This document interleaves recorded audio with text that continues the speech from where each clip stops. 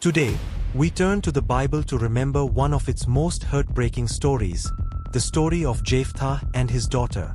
She was a young woman who spent her final days wandering the countryside, mourning a fate she did not choose.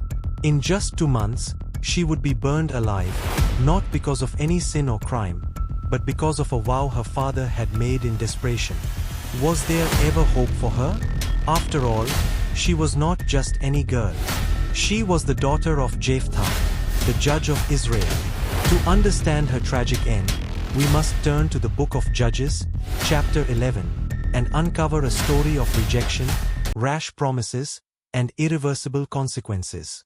Jephthah himself was no stranger to suffering. He was born in Gilead to a prostitute, and because of this, his half-brothers rejected him. They drove him out of his father's house, declaring, "You will not share in our inheritance, for you are the son of another woman." Cast out and unwanted, Jephthah fled to the land of Tob. There, men who were also rejected by society gathered around him. Over time, Jephthah proved himself to be a fearless warrior and a natural leader. Years later, Israel faced a grave threat from the Ammonites. Desperate for deliverance, the elders of Gilead remembered Jephthah, the man they had once cast aside, and came to him for help. Jephthah confronted them with their hypocrisy. "Did you not hate me and drive me from my father's house? Why come to me now, when you are in trouble?" The elders answered, "That is why we are turning to you now. Come, fight the Ammonites for us, and you will become our leader." Seeing a chance for redemption, Jephthah agreed, unaware that this decision would cost him everything. Before battle, Jephthah attempted diplomacy, sending messengers to the king of the Ammonites. But negotiations failed, and war became unavoidable. Perhaps fear filled his heart. Perhaps doubt crept in. Whatever the reason, Jephthah made a devastating mistake. As the Spirit of the Lord came upon him and he prepared for battle, Jephthah made a vow to God, a vow that would seal his daughter's fate. "If you give the Ammonites into my hands," he prayed, "whatever comes out of the door of my house to meet me when I return in victory shall be the Lord's, and I will sacrifice it as a burnt offering." The battle was fierce, but Israel prevailed.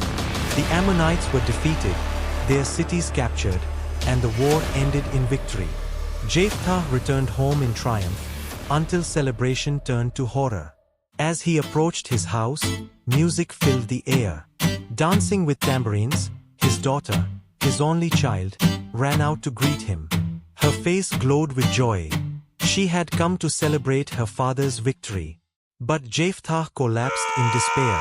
Tearing his clothes, he cried out, "Oh no, my daughter! You have brought me to utter ruin.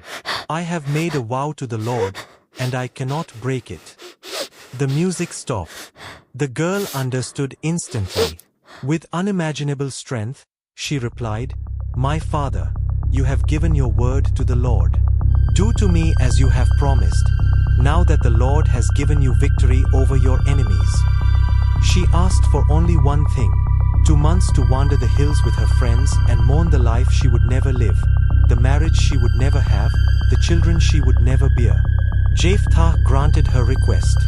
For 2 months, she and her companions wept among the hills.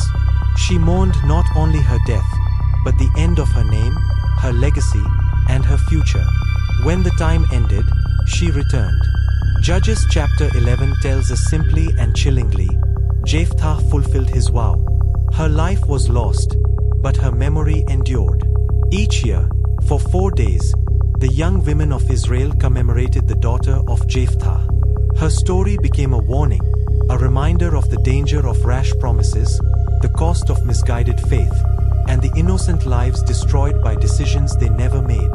Like the stories of Tamar, Rijpah, and the Levite's concubine, this is not just a tale of the past. It is a memorial to suffering women, then and now, whose pain was born from the choices of others.